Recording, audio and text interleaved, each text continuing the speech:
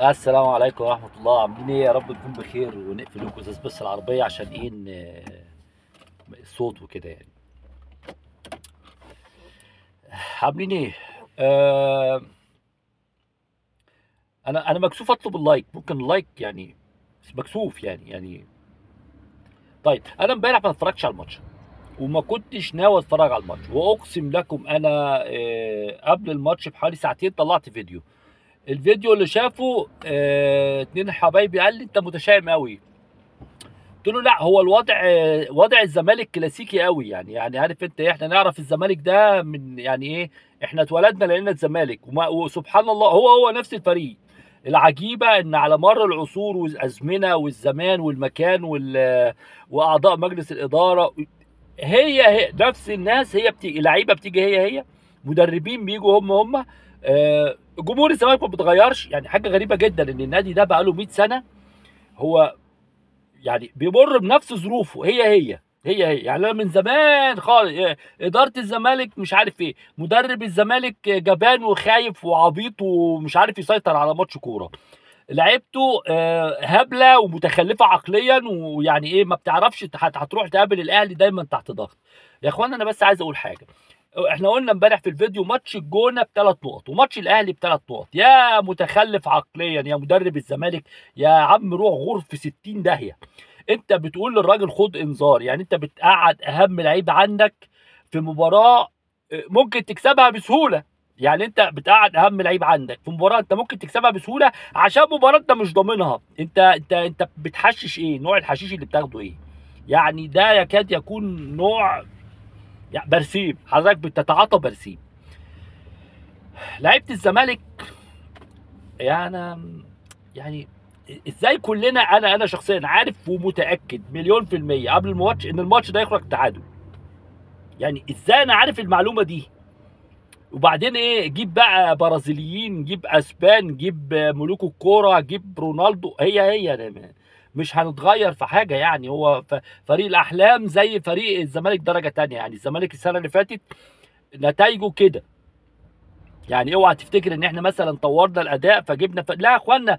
اللي بيحصل السنه دي كلها، كل اللي حصل السنه دي ان بيراميدز وقع، وان الاهلي مش عارف يقف على رجله. والاهلي مش عارف يقف على رجله دي حاجه يعني. احنا بنحاول ننقذ محمود الخطيب. يعني الزمالك، نادي الزمالك، فريق كره القدم في نادي الزمالك، مدرب الزمالك، مجلس إدارة الزمالك المتخلفين عقليا وبدنيا وذهنيا، اللي هم ناس يعني يغوروا في 60 داهية عشان خاطر أعصابنا. ما احنا برضو بشر يعني. ناس دي تغور في 60 داهية تصريحاتها.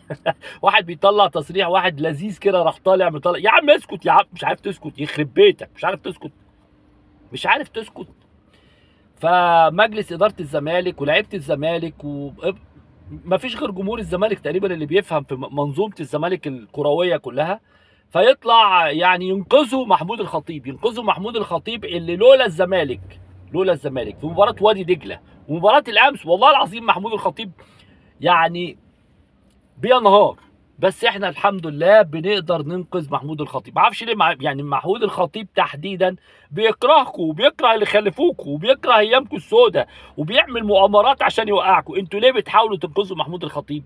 يعني حاجات صعبه جدا. الزمالك يتعادل مع الجونه عادي جدا، كان ممكن يتغلب على فكره. يعني طبعا جون الجونه جه في الدقيقه 87، فما كانش في وقت ان لعيبه الزمالك تتدلع اكتر، تتمرع اكتر. انا بقى كلمه كده على الماشي للكابتن حسام عبد المجيد، انت عايز 2 مليار جنيه يعني؟ انت ايه يا كابتن؟ انت مش عارف تقف يا كابتن. انا بحبك والله من زمان بحبك عشان انت راجل اخلاق وبتاع، بس انت طلباتك الماديه دي مبنيه على ايه يعني؟